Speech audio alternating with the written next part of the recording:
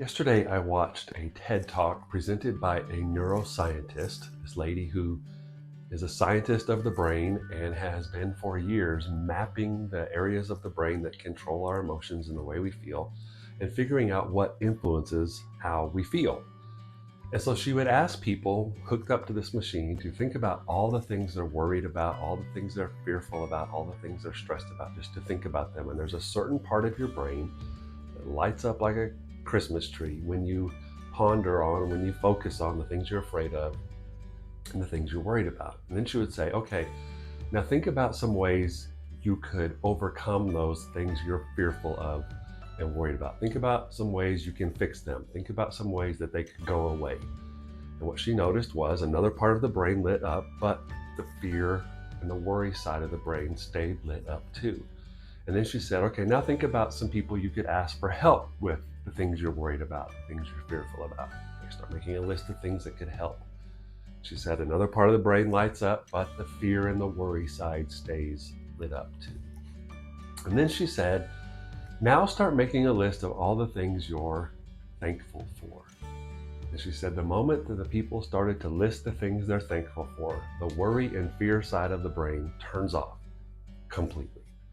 And her conclusion after years of study and years of mapping thousands of people was that your brain cannot experience at the same time fear and worry and gratitude.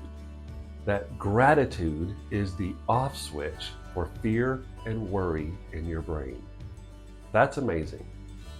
That's just one more proof, one more piece of evidence that why the scripture is so abundant in telling us be thankful, be gracious, be practicing gratitude, have gratitude, be thankful in all things. All these scriptures, in fact, depending on which translation you use, you are encouraged to give thanks, be thankful, or have gratitude over 300 times in the scripture. It's almost like whoever wrote that Bible for us knew that gratitude and thankfulness would turn off worry and fear.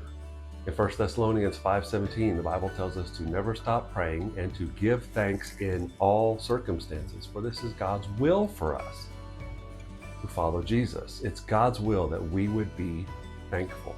I think it's because he wants us to not be crippled by fear and worry, because I don't know about you, but when I'm in a bad situation, when I'm in a tough situation, when I'm stressed, sometimes all I can think about is what I'm fearful of or what I'm worried about.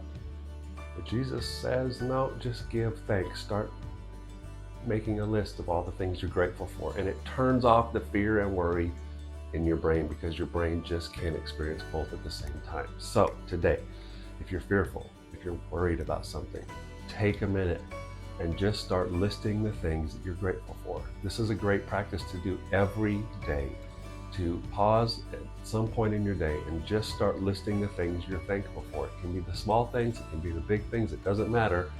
Find the things you're grateful for. Make it a part of your daily routine. When moments of fear and anxiety well up, stop what you're doing, get out a pen, start writing down the things you're thankful for. It will turn off the fear and the worry in your brain.